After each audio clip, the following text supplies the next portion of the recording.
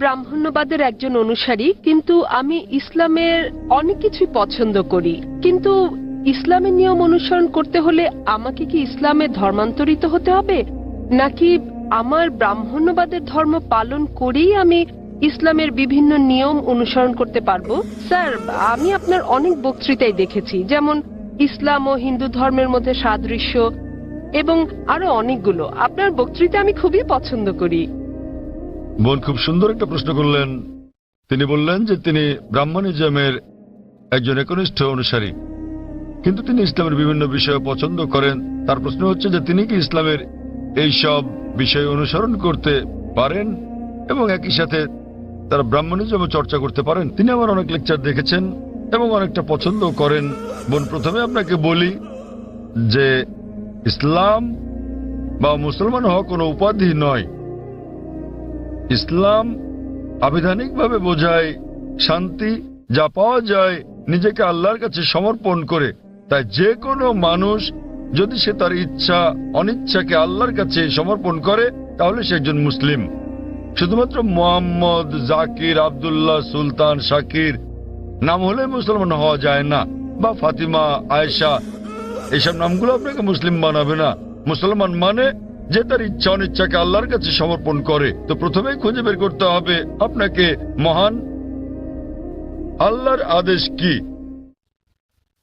বোন বলেছেন যে তিনি ব্রাহ্মণিজমের একজন একনিষ্ঠ অনুসারী এবং তিনি ইসলামেরও বিভিন্ন বিষয় পছন্দ করেন। আর তিনি আমার অনেক বক্তৃতা দেখেছেন যার মধ্যে ইসলাম ও হিন্দুইজমের সাদৃশ্য আছে। যদি এটা দেখে থাকেন তাহলে উত্তর দেওয়াটা আমার জন্য সহজ হবে, আপনার পক্ষে বোঝাটাও সুবিধা হবে। আপনি যদি দেখে থাকেন আমার হিন্দুইজম ইসলামের সাদৃশ্য নিয়ে বক্তৃতা, যেটা আমি বোধহয় প্রথম শান্তি সম্মেলন চেন্নাই দিয়েছিলাম, ইসলাম ও হিন্দু ধর্মের মধ্যে সাদৃশ্য। বোন, আপনি যদি ভেবে দেখেন, এমনকি যদি হিন্দু ধর্মের বইগুলোও পড়ে থাকেন, হিন্দু ধর্মগ্রন্থগুলো বলে যে নিজের ইচ্ছাকে ঈশ্বরের কাছে সমর্পণ করবেন। কিন্তু আমি যেটা বললাম যে সময়ের সাথে সাথে পূর্বের সকল ধর্মগ্রন্থ আগের মতো অবিকৃত অবস্থায় নেই। সেগুলো বিকৃতি এসেছে, জালিয়াতি হয়েছে, দুর্নীতি ঘটেছে। বেশিরভাগ পণ্ডিতগণই এই ধর্মগুলোর বিষয়ে, হোক সেটা হিন্দুইজম অথবা হোক খ্রিস্টানিজম অথবা ইহুদি ধর্ম, তারা একমত যে তাদের ধর্মগ্রন্থগুলো অবিকৃত রূপে সংরক্ষিত নেই।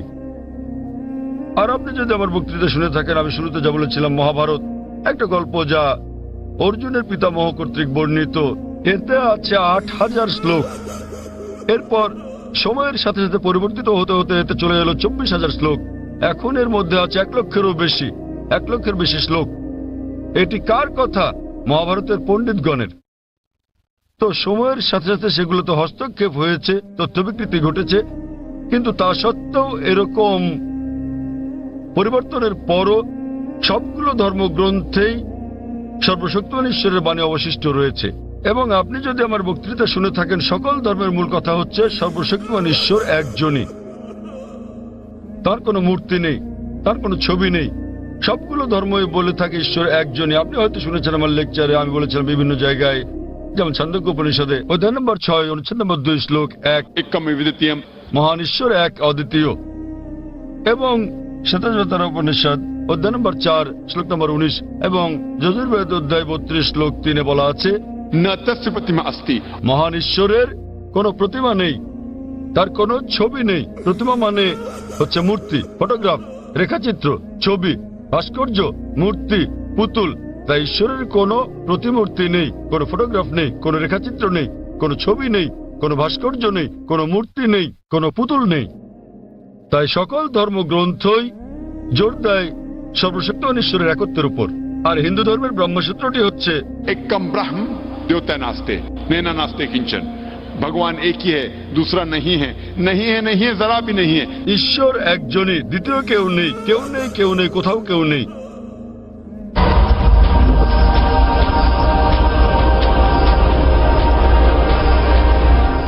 এবার আসি মূল প্রশ্নে, যা হলো একজন কট্টর ব্রাহ্মণ হয়েও আপনি ইসলামের শিক্ষা অনুসরণ করতে পারবেন কিনা।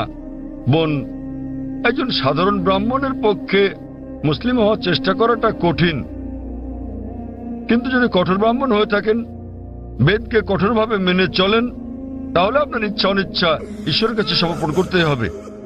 আপনি যদি সাধারণ ব্রাহ্মণ হয়ে থাকেন যে কিছু নিয়ম মানেন আবার কিছু মানেন না, তাহলে আপনার পক্ষে ঈশ্বরের কাছে নিজের ইচ্ছাকে সমর্পণ করা কঠিন হবে। কিন্তু যদি কঠোর ব্রাহ্মণ হয়ে থাকেন, বেদকে কঠোরভাবে মেনে চলেন, তাহলে আগে আমি যা বলেছি আপনাকে মানতেই হবে। 3টি পংক্তি আমি বলেছি যে আপনাকে এক ঈশ্বরে বিশ্বাস করতে হবে, আপনি মূর্তি পূজা করতে পারবেন না। আপনাকে বিশ্বাস করতে হবে যে ঈশ্বর এক, তার কোনো প্রতিচ্ছবি নেই, কোনো ফটোগ্রাফ নেই, কোনো মূর্তি নেই। এবং যদি আপনার ধর্মগ্রন্থগুলো পড়ে থাকেন, সেগুলোতে সর্বশেষ এবং চূড়ান্ত নবী মোহাম্মদ সাল্লাল্লাহু সাল্লামের আগমনের কথা উল্লেখ করা হয়েছে। আর আপনি যদি আমার বক্তৃতা ইসলাম ও হিন্দু ধর্মের মধ্যে সাদৃশ্য আর হিন্দু ধর্মে মোহাম্মদ সাল্লাল্লাহু সাল্লাম এই দুটো দেখে থাকেন, আমি বিস্তারিত আলোচনা করছি যে নবী মোহাম্মদ সাল্লাল্লাহু সাল্লামের কথা আপনাদের ধর্মগ্রন্থে আছে। তাই যদি আপনি খারাপ ব্রাহ্মণ হয়ে থাকেন, তাহলে আপনার এটা বিশ্বাস না করার কোনো সুযোগ নেই যে ঈশ্বর এক, তার কোনো চিত্র নেই, কোনো মূর্তি নেই।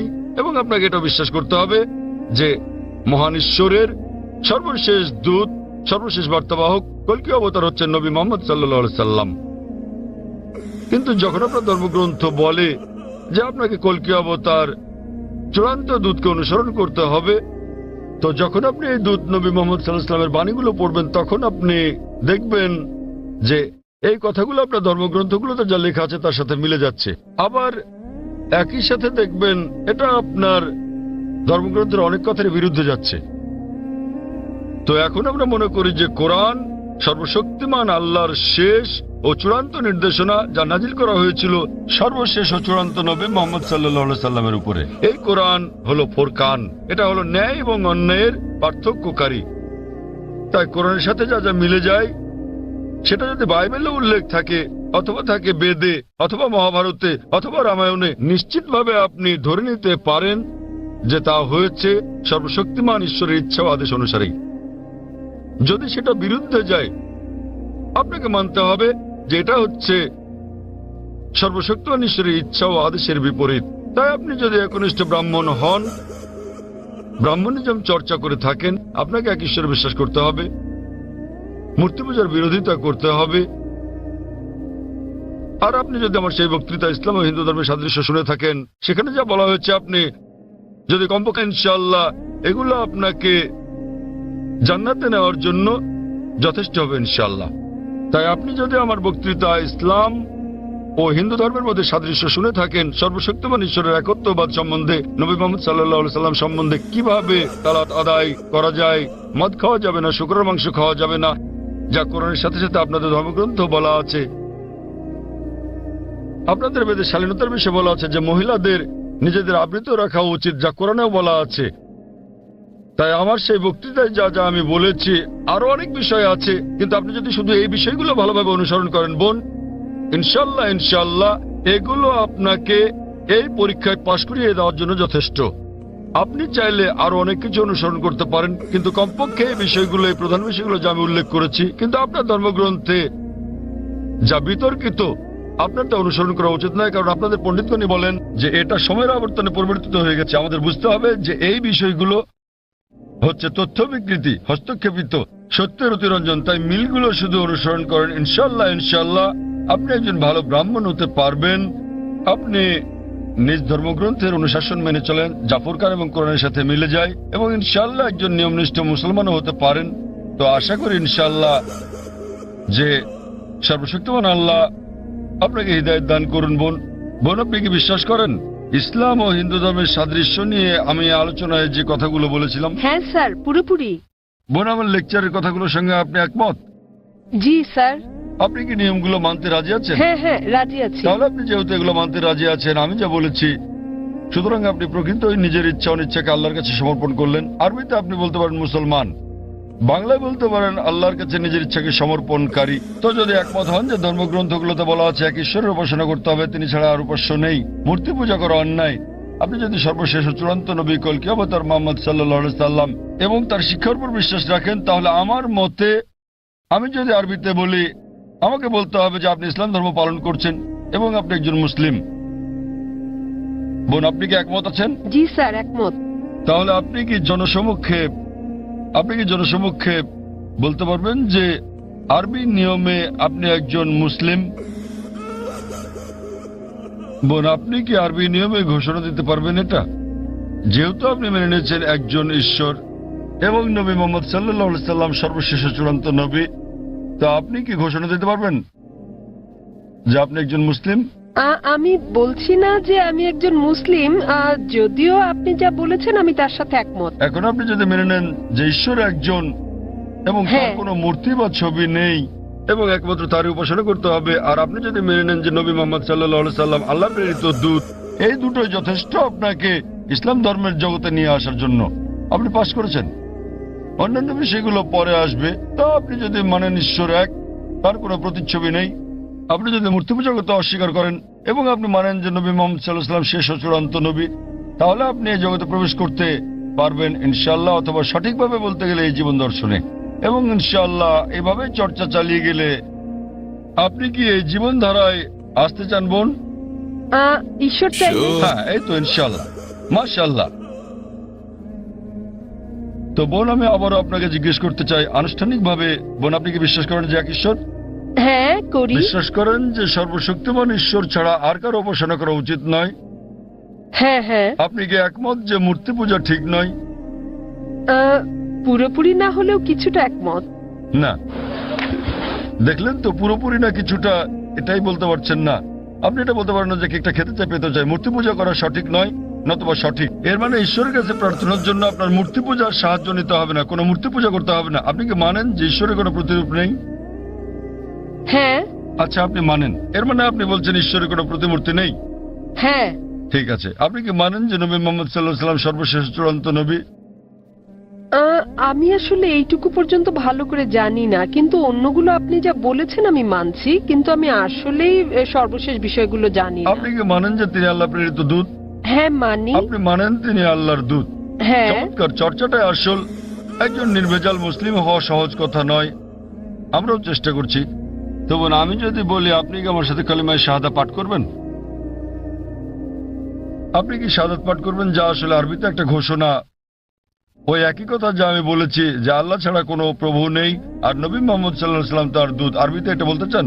হ্যাঁ স্যার, বেশ, অবশ্যই। আমি আরবিতে বলবো, আপনি আমার সাথে সাথে বলবেন, আর পরে এটার অনুবাদও বলবো। ঠিক আছে। अशहदु अशहदु अल्लाह अल्लाह इलाहा इलाहा इल्लल्लाह इल्लल्लाह व अशहदु व अशहदु अन्ना अन्ना मुहम्मदन मुहम्मदन अब्दुहु अब्दुहु व रसूलुहु। व रसूलुहु। আমি সাক্ষ্য দিচ্ছি, আমি সাক্ষ্য দিচ্ছি আমি সাক্ষ্য দিচ্ছি যে যে কোনো উপাস্য নেই কোনো উপাস্য নেই আল্লাহ ছাড়া, আল্লাহ ছাড়া, আর আমি সাক্ষ্য দিচ্ছি আর আমি সাক্ষ্য দিচ্ছি যে নবী মোহাম্মদ সাল্লাল্লাহু আলাইহি যে সাল্লাম নবী মোহাম্মদ সাল্লাল্লাহু আলাইহি হলেন সাল্লাম হলেন আল্লাহর আল্লাহর বান্দা এবং রাসূল। বান্দা এবং রাসূল। মাশাআল্লাহ বোন, ধন্যবাদ। এখন আপনি একজন মুসলিম এবং আমি প্রার্থনা করছি যেন আল্লাহ সুবহানাহু ওয়া তাআলা আপনাকে পথ প্রদর্শন করেন। আর আমি চাই যে ইনশাআল্লাহ সকল ভাই বোনেরা যখনই কেউ ইসলাম গ্রহণ করবেন, আপনারা তাকে জ্ঞানের দিক থেকে সাহায্য করবেন, এভাবে আপনারা সমাজ সেবা করতে পারেন। বোন, আপনার কাছে একটা অনুরোধ আমার, যে ইনশাআল্লাহ আপনি কোরআন অনুবাদ সহ পড়বেন, এমনকি যদি আগেও পড়ে থাকেন তবুও, এবং নির্দেশনাগুলো মেনে চলবেন, এবং ইনশাআল্লাহ আপনি তখন আল্লাহর কাছে নিজের ইচ্ছা সমর্পণকারী একজন নিষ্ঠাবান মানুষ হতে পারবেন। আর আমাদের জন্য দোয়া করবেন বোন।